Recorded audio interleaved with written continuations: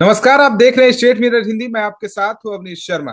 आगामी कई राज्यों में विधानसभा के चुनाव होने हैं। यूपी में भी विधानसभा के चुनाव होने हैं 2027 में, जिसको लेकर सभी राजनीतिक पार्टियों ने अपनी अपनी चालें चलना शुरू कर दी है। लेकिन आज हम बात करेंगे मुस्लिम वोट फैक्टर को लेकर के यूपी में, क्योंकि असदुद्दीन ओवैसी अगर यूपी में आते तो अखिलेश यादव के लिए कितना मुश्किल होगा। इन्हीं तमाम सवालों पर बात करेंगे। हमारे साथ मौजूद है जितेंद्र चौहान जी। सर, स्वागत है स्टेट मिरर हिंदी पर। सर, मेरा सबसे अवनीश। पहला यही सवाल है कि अगर असदुद्दीन ओवैसी पूरी तरह से यूपी में एक्टिवेट होते हैं तो अखिलेश यादव और कांग्रेस को कितना नुकसान हो सकता है, क्योंकि जो मुस्लिम है ज्यादातर ओवैसी को पसंद करते हैं। देखिए, इस बात में कोई दो राय नहीं है कि अगर ओवैसी की पार्टी AIMIM अगर वहाँ चुनाव लड़ती है सीटों पर और वो इकलौती पार्टी बन के अगर चुनाव लड़ते हैं तो कहीं ना कहीं जो मुस्लिम फैक्टर है वो समाजवादी पार्टी को कहीं ना कहीं डैमेज होगा। आप ये मान के चलिए कि अगर जो AIMIM है ओवैसी की पार्टी है उनका जो मूलभूत वोट बैंक है वो मुस्लिम वोट बैंक है, और ऐसे में जो सबसे ज्यादा वोट उत्तर प्रदेश में अगर किसी की पार्टी को मिलता है मुस्लिम का तो वो समाजवादी पार्टी को जाता है। उसके बाद बसपा आती है, फिर कांग्रेस आती है। आप ये समझिए कि अवनीश की अगर ओवैसी इसमें आ जाते हैं, मैदान में आ जाते हैं, तो कहीं ना कहीं नुकसान तीनों पार्टी को करेंगे, और सबसे ज्यादा नुकसान अगर वो करेंगे तो समाजवादी पार्टी को करेंगे। आपको बताना चाहूंगा कि अभी हाल ही हमने देखा है कि जिस तरीके से बिहार में भी ओवैसी की पार्टी ने चुनाव लड़ा है, वहां पर काफी अच्छा प्रदर्शन उन्होंने किया है, और सीधे सीधे कहीं ना कहीं ध्रुवीकरण करते हैं वोटों का वो। हम जिस तरीके से बात कर रहे हैं उत्तर प्रदेश की, कम से कम 19 से 20% जो मुस्लिम आबादी है उत्तर प्रदेश में वो वहां पर साबित होती है बहुत सी सीटों पर। ऐसे में चुनाव अगर लड़ते हैं सपा से और मुस्लिम वोट बैंक जो खड़ा करते हैं AIM, तो कहीं ना कहीं वो बढ़ जाएगा। चाहे वो समाजवादी पार्टी के भी खेमे में जाए, AIMM के खेमे में जाए, या बसपा के खेमे में जाए, या कांग्रेस के खेमे में जाए, फायदा इसका सीधा सीधा बीजेपी को मिलेगा। क्योंकि अगर मुस्लिम वोट बैंक बढ़ता है तो इन लोगों की सीटें कम होती हैं, वोट बैंक जब बढ़ेगा, जो वोट बढ़ेगा तो कहीं ना कहीं फायदा बीजेपी को होगा। ऐसे में किसकी सीट निकलेगी वो पता नहीं चल पाएगा, सबसे ज्यादा फायदा इसमें होगा बीजेपी को होगा। ओवैसी का जो तर्क है वो दरअसल ये कहते हैं कि जिस तरीके से समाजवादी पार्टी ने और कांग्रेस ने उत्तर प्रदेश में या पूरे देश में कहीं भी राज्य की बात कर ली जाए, मुसलमानों को जिस तरीके से यूज किया, सिर्फ वोट बैंक के तौर पर यूज किया है उन्होंने। उनका कहना है कि उनका विकास की बात वो नहीं करते हैं, लेकिन जिस तरीके से ओवैसी जो बात करते हैं, युवाओं को सामने लाने की बात करते हैं, और जो कहते हैं कि सिर्फ यूज नहीं होना है, अब अपने लिए भी लड़ना है, और कहीं ना कहीं जो मुस्लिम समाज है उसका विकास भी होना। तो ये बात कहीं ना कहीं जो मुस्लिम समाज के युवा वर्ग है, काफी बड़ी तादाद में माना जाता है वो है, उनको बेहद पसंद आती है। जो उनका बोलने का स्टाइल है ओवैसी का, और जिस तरीके की वो बातें रखते हैं, क्योंकि बैरिस्टर हैं, पढ़े लिखे हैं, और अंग्रेजी अच्छी बोलते हैं, और राष्ट्रवाद की बात भी वो करते हैं, तो कहीं ना कहीं वो उनको मुस्लिम समाज को पसंद आता है। और यही कारण है कि समाजवादी पार्टी की चिंता बढ़ी हुई है यूपी में कि अगर ओवैसी की पार्टी चुनाव लड़ती है तो कहीं ना कहीं जो सबसे ज्यादा डैमेज अगर किसी को होगा तो वो अखिलेश यादव की पार्टी, समाजवादी पार्टी को होगा। और कहीं ना कहीं ध्रुवीकरण जब होगा, इसका सीधा सीधा फायदा बीजेपी को मिलेगा। सर, देखे होंगे जैसे कि चंद्रशेखर आजाद है, जिनको रावण भी कहा जाता है, तो वो कहीं ना कहीं पूरी दलित की राजनीति करते हैं और मायावती के वोट बैंक को नुकसान पहुंचाया उन्होंने काफी जगहों पर। उसी तरह कह सकते हैं कि मुस्लिम की राजनीति जैसे ओवैसी करते हैं, और समाजवादी पार्टी का ज्यादा वोट बैंक रहा है मुस्लिम, उसमें सेंध लगाने में ओवैसी कामयाब हो सकते हैं। बीजेपी को इसका 2027 में या जो विधानसभा हो भी गए या लोकसभा के चुनाव हुए, उसमें बीजेपी की चीज को फायदा भी हुआ है। तो अगर मैं कुछ आंकड़ों की बात करूं सर, कि 2024 में लोकसभा में चुनाव में जब कांग्रेस और सपा एक साथ चुनाव लड़ी थी, तो 90% वोट केवल इनको मिला था। और इनको मिला 2023 था। अगर हम बात करें कि यूपी विधानसभा चुनाव को लेकर के, तो 83% वोट बैंक समाजवादी को मिला था। मान लीजिए कि अगर आने वाले समय में ओवैसी सभी सीटों पर अपने प्रत्याशी उतारते हैं यूपी में, तो अखिलेश यादव का तो काफी नुकसान हो सकता है। देखिए, अवनीश, हमें थोड़ा फ्लैशबैक में जाना चाहिए। 2022 में भी ओवैसी की पार्टी ने उत्तर प्रदेश में चुनाव लड़ा था, और जी। सभी काफी सीटों पर उन्होंने चुनाव लड़ा था, लेकिन सिर्फ 0.49% जो वोट है उनको मिला था उस टाइम पे मुस्लिम समाज का। तो ऐसे में वो कोई उस टाइम बहुत बड़ा फैक्टर बन के नहीं आए थे। लेकिन अभी की अगर स्थिति की बात करें तो अभी की स्थिति थोड़ा बदल चुकी है। जो ओवैसी है राष्ट्रीय स्तर के नेता बन चुके हैं, और कहीं ना कहीं जिस तरीके से पिछले कुछ समय में हमने देखा है कि वो अपनी बातों को सामने रखते हैं, मुखालफत भी करते हैं सरकार की, लेकिन सरकार के सही कदमों की वो पैरवी भी करते हैं। और मुस्लिम समाज को लेकर खासतौर से जब बात करते हैं तो वो उनकी जो संदेश है वो उनके समाज तक पहुंचता भी है। पहले के अंतर 2022 के चुनावों की अगर बात करूं तो वो उस समय कुछ और था, लेकिन अभी की अगर बात करें तो समय बहुत बदल चुका है। और अब जिस तरीके से लगातार उनकी पार्टी पूरे हमने देश में देखा, चाहे महाराष्ट्र की बात कर ली, बीएमसी चुनाव में भी हाल ही में नतीजे आए हैं, उससे पहले बिहार में चुनाव में नतीजे आए हैं, वहां पे उन्होंने अच्छा प्रदर्शन किया। कहीं ना कहीं सबसे ज्यादा डेंट अगर किसी को किया तो और रजदा को किया उन्होंने, राष्ट्रीय जनता दल को किया। तो बहुत सारे फैक्टर्स हैं उनके साथ जुड़े हुए हैं, आरजेडी के साथ, माफ कीजिएगा। उनको कहीं ना कहीं प्रॉब्लम क्रिएट की, सीमांचल में उन्होंने 5 सीटें लेकर आए हैं। तो कहीं ना कहीं फैक्टर तो वो बनकर उभर रहे हैं, और यही चिंता अखिलेश यादव की भी है कि अगर ओवैसी की पार्टी अब उत्तर प्रदेश में चुनाव लड़ती, क्योंकि उनका जो ऑरा है, उनका जो एक दायरा था, वो कहीं ना कहीं बढ़ता जा रहा है, तो ऐसे में उनको चिंता इस बात की हो रही है कि ओवैसी की पार्टी की चुनाव लड़ती है तो कहीं ना कहीं फायदा बीजेपी को होगा, और नुकसान सबसे ज्यादा ओवैसी की समाजवादी पार्टी को, अखिलेश यादव को होगा। मैं आपको कुछ आंकड़े दिखाता हूँ।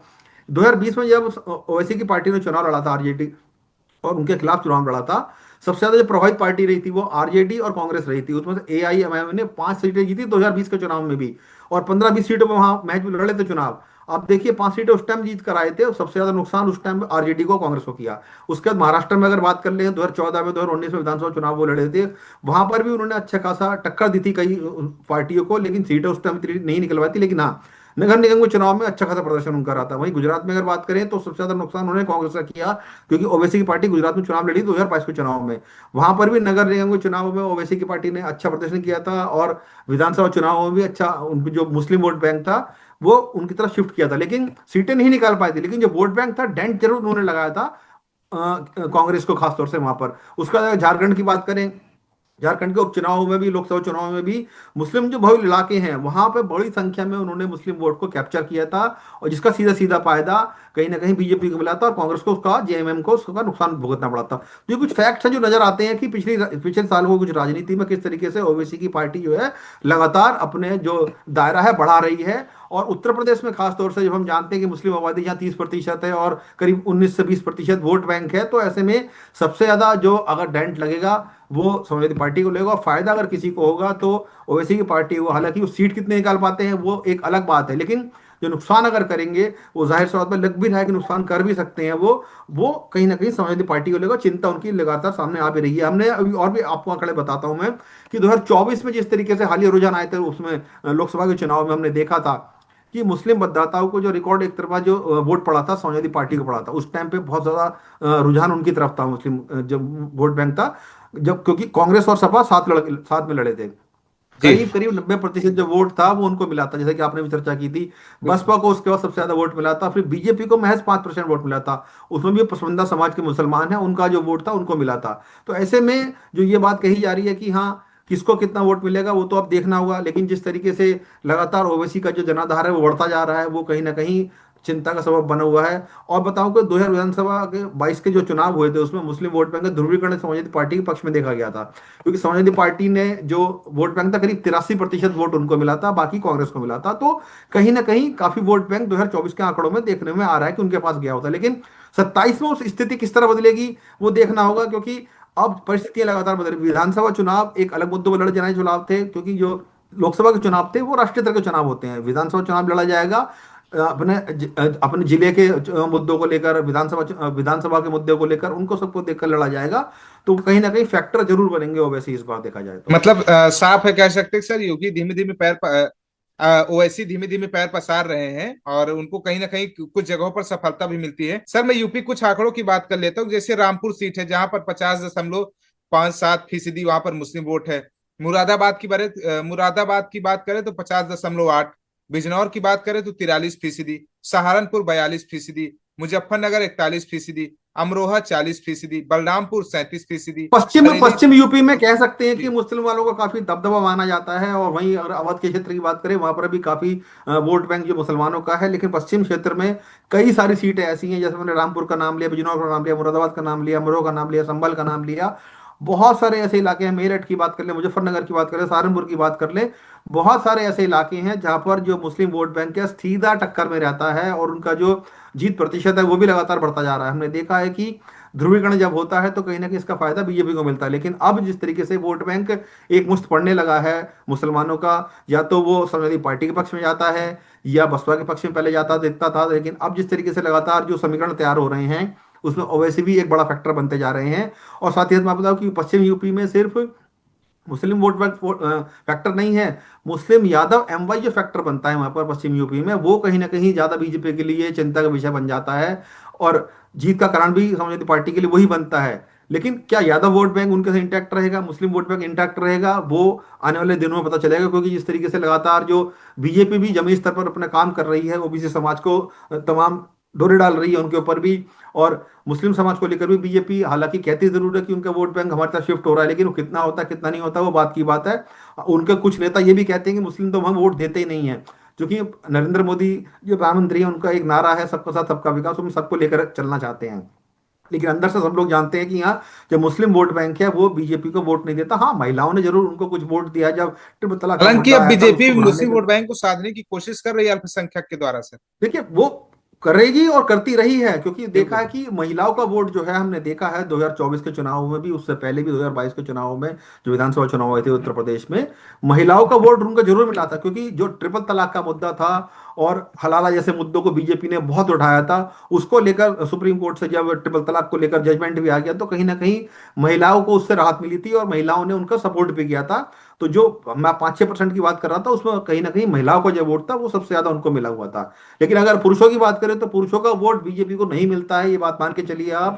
क्योंकि बीजेपी भी इस बात को जानती है, वो भले ही ये बात कहे कि हम सबको साथ लेकर चलना चाहते हैं। हमने मंचों से योगी मुख्यमंत्री जो हैं उनके मंचों से भी सुना है उनको कहते हुए कि हाँ, हम सबको साथ सबके साथ के विकास करते हैं। जो योजनाएं हैं उनका सबसे ज्यादा लाभ मुस्लिम वर्ग लेता है, लेकिन वोट नहीं मिलता है। हमने प्रधानमंत्री का चुनाव जो 2022 में 2024 में लड़ रहे थे, हमने सब जानते हैं कि जिस जगह से चुनाव लड़ते हैं मोदी साहब, वहां पर बनारस में मोदी साहब को वोट नहीं पड़ा मुस्लिम समाज का, जबकि वो कार्यकर्ता उनके साथ जुड़े रहते थे, तमाम तरह की चीजें थी, लेकिन वोट नहीं दिया। तो ये चर्चाएं सामने लगातार आती रहती हैं कि बातें जो कहते जरूर है कि हम वोट देंगे, लेकिन हकीकत में वोट पड़ता नहीं है। तो ये जरूर है कि हाँ, ओवैसी के आने से जरूर सपा की स्थिति को थोड़ा डैमेज पड़ेगा। लेकिन ओवैसी की पार्टी एआईएमआईएम भी कितना अपना रंग दिखा पाती है, अपना कितनी पैठ बना पाती है, वो देखना होगा। क्योंकि अभी थोड़ा समय है चुनावों में, और लगातार जो ओवैसी भी हैं वो दौरे भी करना शुरू कर दिए हैं, जनता के बीच जाना भी जाते भी रहते हैं। तो कहीं ना कहीं अपनी जमीन वो पूरी तरीके से तैयार कर रहे हैं 2027 के चुनावों के लिए। ओवैसी के उतरने से सर विपक्ष को भारी नुकसान होता है, समाजवादी पार्टी को सबसे ज्यादा नुकसान होता है। मुझे लगता है इसीलिए ओवैसी को बी टीम बता देते हैं बीजेपी की। देखिए अब वो बी टीम है, ए टीम है, सी टीम है, ये तो राजनीति में अपने तरह तरीके से लोग इस्तेमाल करते रहते हैं। लेकिन हाँ, इतना जरूर है कि हाँ, फायदा जरूर बीजेपी को उससे होता है। अब अंदर खाने क्या डील इन लोगों की है वो भगवान जाने, या इन लोगों के नेताओं को ही पता है क्या नहीं है। लेकिन हाँ, इतना जरूर है कि जहां जहां ओवैसी खड़े होते हैं चुनाव में और जब वोटों का ध्रुवीकरण होता है तो उसका फायदा सीधे सीधे बीजेपी को मिलता है। क्योंकि जो मुस्लिम समाज का वोट है वो कहीं ना कहीं बट जाता है, चाहे वो अखिलेश यादव की समाजवादी पार्टी के लिए बटे, बसपा के लिए बटे, कांग्रेस के लिए बटे, और एक तरफ एआईएमआईएम के लिए बटे।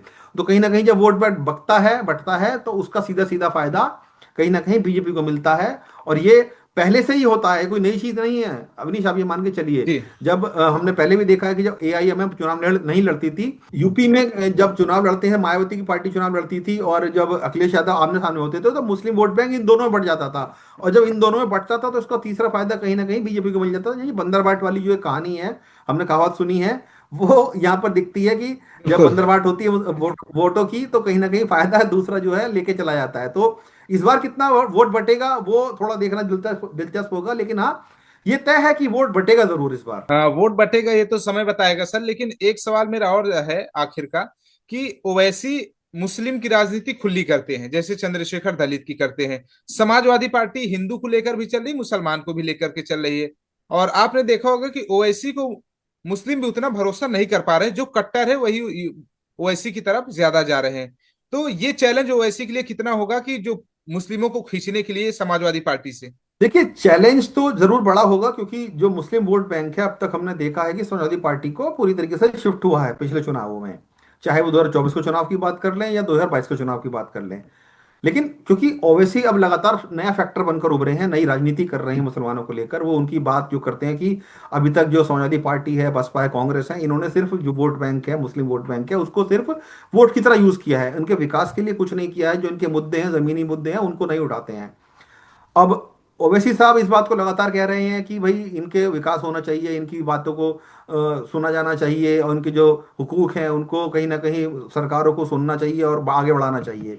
और राष्ट्रवाद की बात भी वो करते हैं। तो कहीं ना कहीं जो ओवैसी हैं, उनकी बात को जो युवा वर्ग है, जो मुस्लिम वर्ग है, वो कहीं ना कहीं एडमायर करते हैं, मानते हैं कि ये एक नेता ऐसे हैं जो हमारे हुकूक की, हमारे हमारे जो संविधान में आधार दिए गए हैं, हमारे संविधान में राइट्स दिए गए हैं, उनकी बात करते हैं। तो उसको लेकर कहीं ना कहीं मुस्लिम वोट बैंक अब लगता है कि क्योंकि अब तक यूज होते आए हैं, अब हमें यूज नहीं होना है, एक हमें ऐसी पार्टी की तरफ जाना है जो हमारे लिए बात करती है, हमारे उत्थान की बात करती है। तो कहीं ना कहीं ओवैसी वो मैसेज देने का प्रयास कर रहे हैं, सरकार को भी घेरते हैं, सरकार की मुखालफत भी करते हैं, लेकिन सही मुद्दों पर उनका साथ भी देते हैं। हमने देखा भी है, जब सिंधु ऑपरेशन सिंदूर हुआ तो उन्होंने जमकर पाकिस्तान को लताड़ लगाई थी और हिंदुस्तान की तारीफों का पुल बांधे थे, मोदी के हाथ पे पुल, मोदी साहब की तारीफ भी की थी। तो कहीं ना कहीं वो एक ऐसे नेता हैं जो सही को सही कहते हैं, गलत को गलत कहते हैं। लेकिन दिक्कत समाजवादी पार्टी के साथ ये रही है कि, और बसपा के साथ, कांग्रेस के साथ यूपी में, कि मुसलमानों को सिर्फ यूज करा है उन्होंने। जो डेवलपमेंट उनका होना चाहिए था उसका, कम्युनिटी का, वो तरीके से नहीं हुआ है, सिर्फ वोट बैंक की तरह उनको यूज करा गया अभी तक। यही कारण है कि अब जो पैराडाइम शिफ्ट है वो कहीं ना कहीं ओवैसी की पार्टी की तरफ हो रहा है। लोगों का जो झुकाव है, जो कहीं ना कहीं उनकी तरफ बढ़ रहा है अब, और ये चिंता का सबब समाजवादी पार्टी के लिए है। बिल्कुल, 2027 यूपी विधानसभा चुनाव को लेकर सभी राजनीतिक पार्टियां एक्टिव है और ओवैसी भी एक्टिव हो गए हैं पूरी तरह से। कितना समाजवादी पार्टी का वोट बैंक मुस्लिम वोट बैंक तोड़ पाएंगे, ये तो आने वाले समय में बताएंगे। शुक्रिया सर, स्टेट मेयर के साथ जुड़ने के लिए और बातचीत करने के लिए।